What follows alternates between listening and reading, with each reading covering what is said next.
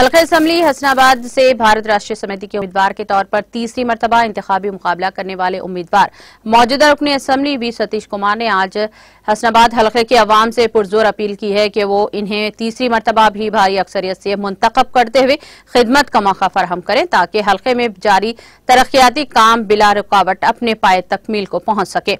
वो आज हल्के में शामिल मोजे रामावरम मंडल अकनापेट में मुनाकिदा इंतखाबी मुहिम में शरीक थे और अवाम की कसीर इज्तिमा को मुखातिब कर रहे थे। उन्होंने कहा कि गुज़िश्ता 9 सालों के दौरान हल्के से खुश्क साली और कहत साली के मुस्तकिल खात्मे के लिए गौरावेली प्रोजेक्ट की तामीर की गई है, जिसकी तकमील के लिए इनका तीसरी मरतबा कामयाब होना नागुज़ीर है।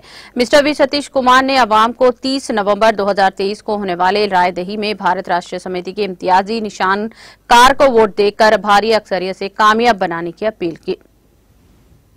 ముఖ్యమంత్రిగా ఎన్నిక కావాలని చెప్పి కాంగ్రెస్ పార్టీ నుంచి వైఎస్ రాజశేఖర రెడ్డి గారు ఈ ఒక ఓఎంబడి నడుచుకుంటూ వస్తే ఆ రోజు ఇవాళ మన మధ్యలో లేని పెద్ద మనిషి మన సర్పంచ్ మాజీ సర్పంచ్ గారు అమరేందర్ రెడ్డి గారు వారిని అడ్డుకోవడం జరిగింది।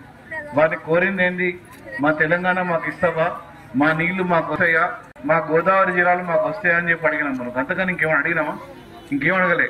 కానీ ఆ రోజు పోలీసు బంధం చేసి ఇక్కడ దెబ్బలు కొట్టి లాఠీ చార్జ్ అయ్యి ఈడికెళ్ళి అందరినీ కూడా నాకు తెలిసిన వాడికి పోలీస్ స్టేషన్ తీసుకుపోయిన తర్వాతనే ఈడికెళ్ళి కదిలింది వాళ్ళ ఒక రథం అని చెప్పి నాకు తెలిసింది। మరి ఇంత గొప్పగా తెలంగాణ రాష్ట్రం కోసం స్ఫూర్తి ఇచ్చిన గ్రామం మన రామవరం గ్రామం। ఏదైనా మర్చిపోతామా? ఏ బుక్క ఇచ్చినా మొదలు రామవరంకే ఇచ్చిన తర్వాతనే వేరే వాడికి ఇవ్వాలి మేము।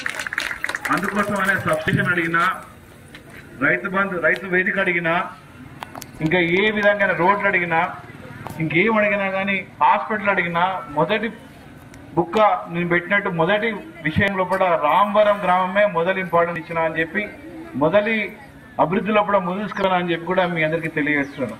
ఇది గొప్ప గొప్ప కార్యక్రమం। మరి తెలంగాణ రాష్ట్రం వచ్చింది కాబట్టి, తెలంగాణ రాష్ట్రంలో కూడా గౌరవ ముఖ్యమంత్రి కేసీఆర్ గారు ముఖ్యమంత్రి లేక ఉన్నారు కాబట్టి మనం ఇవన్నీ కూడా చేయడం జరిగిందని మీ అందరికీ తెలియజేస్తున్నాను।